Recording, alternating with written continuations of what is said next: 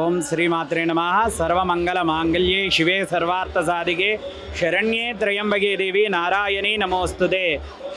మనకు శరదృతువులో వచ్చే మొదటి 9 రోజులను శరన్నవరాత్రోత్సవంగా ఆచరించడం జరుగుతుంది. అలాంటి విశేషమైన శరన్నవరాత్రోత్సవాలలో అమ్మవారు నవదుర్గ రూపాలుగా అవతరించి అన్ని లోకాల్లో ఉన్న అన్ని చెడులను సంహరించి విజయదశమి రోజు విజయాలను ప్రసాదించింది. అలాంటి విజయదశమి కార్యక్రమాలు మన మహాశక్తి దేవాలయంలో అంగరంగ వైభవంగా జరుగుతాయి.